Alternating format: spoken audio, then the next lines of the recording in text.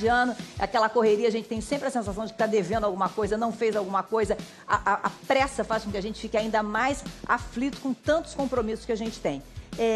Nesse momento, tem muita gente que explode. E tem uma síndrome que tem um nome em inglês chamada burnout, que é a síndrome do esgotamento profissional. É um mal que atinge cerca de 30 milhões de brasileiros. São 100 milhões de brasileiros trabalhando, 30% deles chegam a ter esse tipo de problema. E se você chegar perto das pessoas e começar a conversar sobre isso, tem sempre alguém com alguma história para contar. Meu parceiro André Covello foi para as ruas e ouviu vários casos. Vamos ver.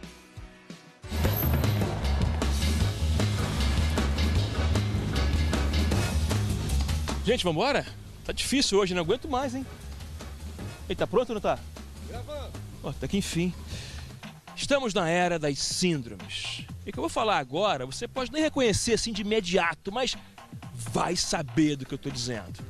É a síndrome de burnout, que significa aquele momento profissional em que a motivação vai embora e vem o estresse prolongado, a sensação de fracasso, desânimo. Nada parece te trazer paz de novo. Resumindo, você já surtou no emprego, hein? Surto.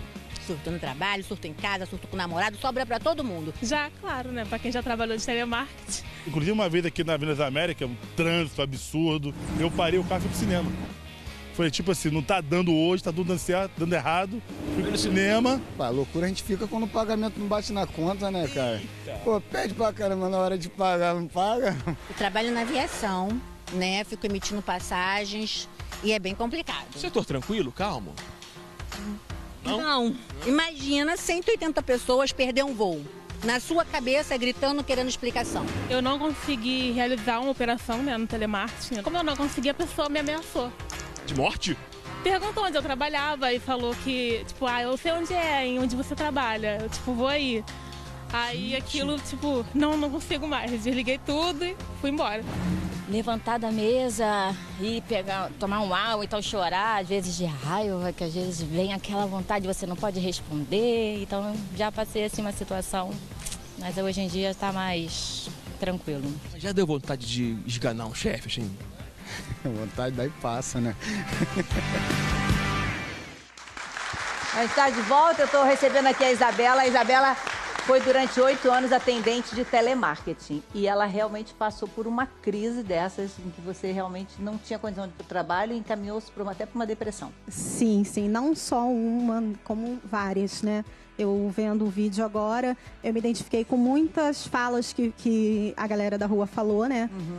Crise de vontade de largar tudo e sair correndo, ter crise de choro.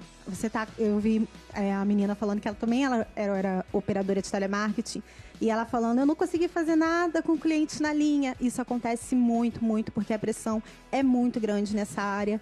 Pra gente, que a gente está ali, a gente tem todo um tempo de atendimento, a gente tem, às vezes, a cobrança da empresa, a gente tem uma fila de clientes para atender e você 300, tem clientes que também estão estressados, que muitas vezes estão com uma crise dessa, porque também estão dependendo de uma série de coisas. Exatamente, e a gente tem que fazer tudo e ouvir o que eles estão falando, se colocar no lugar deles também. E muitas das vezes eles entram na ligação já irritados, estressados, independente de qual problema seja que ele esteja passando.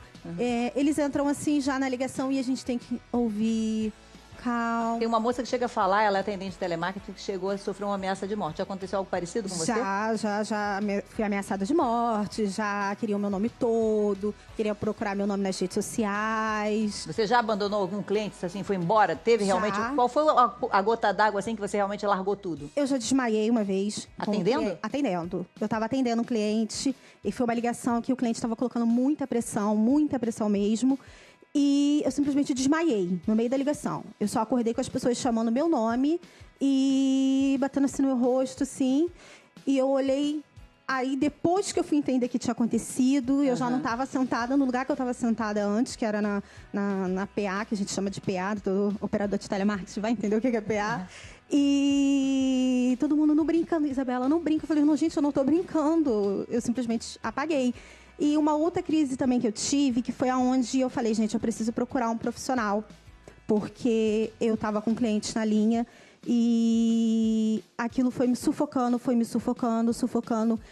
eu lembro, eu tirei o headset da cabeça, que é aquele aparelhinho que a gente atende, o fone, né? Eu tirei da cabeça, peguei o elevador, eu larguei tudo. Eu peguei o elevador, desci, saí do prédio, fui pro outro lado da rua e comecei a chorar. Porque eu não queria que ninguém me visse chorando, porque chama atenção também. E uma amiga minha foi pro outro lado da rua e ela foi atrás de mim. Eu atravessei a rua, tipo, nem olhei pros lados. Porque normalmente quando a gente fala em telemarketing, a gente fala do lado do cliente que está reclamando, às vezes, do atendimento, da demora, da musiquinha. E aí, ouvindo ela falar, né, o quanto também, muitas vezes, o lado de cá estressa o lado de lá, né? Você chega a classificar, assim, o cliente, você sabe, esse vai ser esse perfil. A gente consegue classificar, sim. Tem um cliente que já entra na ligação irritado. A gente deixa ele falar.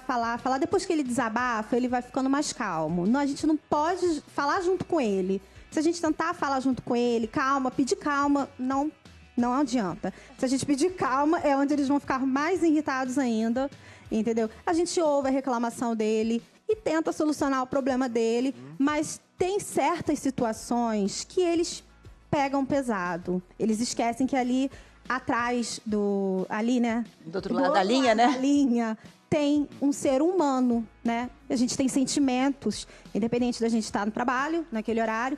A gente tem os sentimentos, a gente pode estar num dia ruim também, pode ter um problema familiar. Em casa, claro. Oi, Guilherme. A gente acaba absorvendo. O que eu ia dizer é que muitas vezes o burnout, essa exaustão, ela vai se instalando de maneira gradual e é difícil de notar.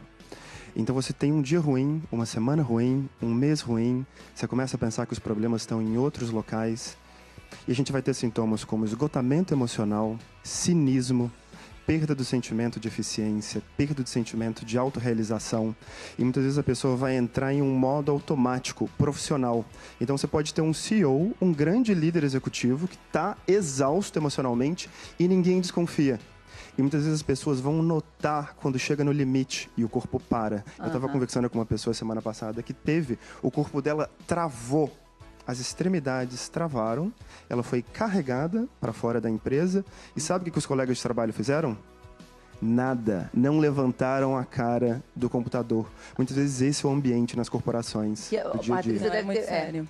É muito sério. É uma doença reconhecida desde 1999 pelo Código Internacional de Doenças. É a 4ª maior causa de afastamentos do trabalho hoje no Brasil. No último trimestre, afastou 6.000 pessoas. Porque elas vão tendo esses sentimentos que ele falou e não vão se importando. E nem sempre está relacionado a uma insatisfação com a função, né? Não está relacionado ao que você faz, ao que você gosta de fazer. É a exaustão porque é o excesso. Normalmente atingem os workaholics, aquela pessoa que trabalha demais, se dedica demais, às vezes está num projeto específico, precisa de horas dedicadas a mais e não tem esse equilíbrio entre o tempo que você tem que se dedicar ao trabalho, à sua vida, à prática de atividades físicas, ao lazer, aos amigos, à família, coisas que você gosta. Por isso que você tem essa situação de desmaio ou de travar, né? Fernanda falou que teve recentemente. Esse equilíbrio é muito difícil de achar. Porque às vezes você está no meio de uma bola de neve, né? Eu, por exemplo, estava gravando o programa, fazendo a festa, né, que eu apresento, e estava começando a preparação da novela,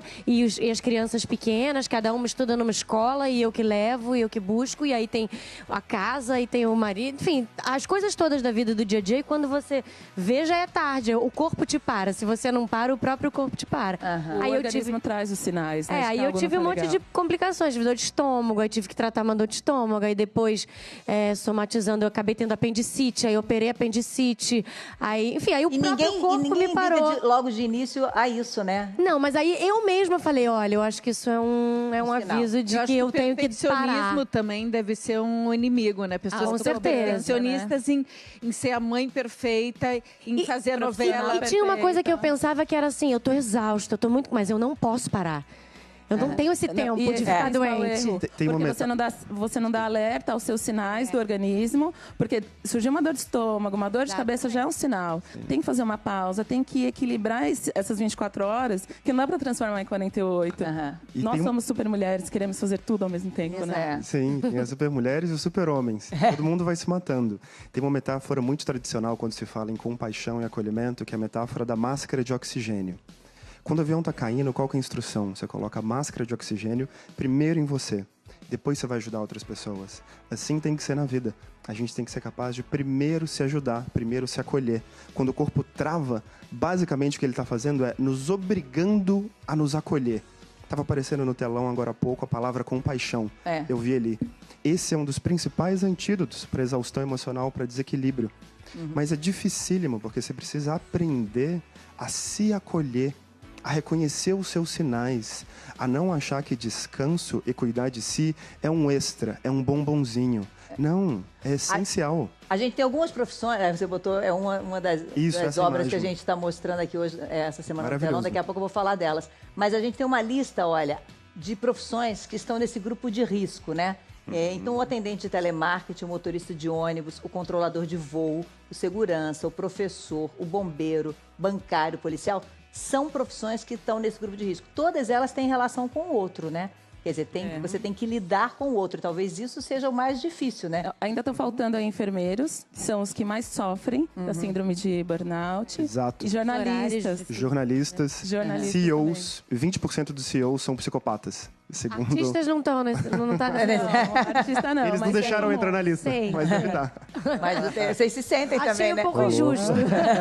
É uma correria muito grande. Eu senti, por exemplo, na época 2011, 2012, né, onde tudo aconteceu com Aí Se Eu Te Pego, a gente fazendo 240 shows, viajando o mundo inteiro. E aí, isso tem todo o resto, né? Tem os programas de TV que a gente faz, tem o disco para preparar, tem os horários. Nossa, as coisas tem que... A logística, sempre, cada dia você tá numa cidade. Realmente, eu naquela época, eu tava quase 10 quilos a menos que eu tô hoje, assim. Eu olho aquelas fotos e falo, rapaz do céu, eu tava triste, eu tava feliz nessa época. Né? Porque já começa a nem saber. Vai te definhando. Lógico que eu tava aproveitando aquele momento, né, de muito trabalho, de um momento muito especial, recebendo muito carinho, mas você vai ao limite do seu corpo. Eu acho que os artistas não estão ali, mas realmente deveriam estar em alguns aspectos. Acho que os cantores, assim, muito...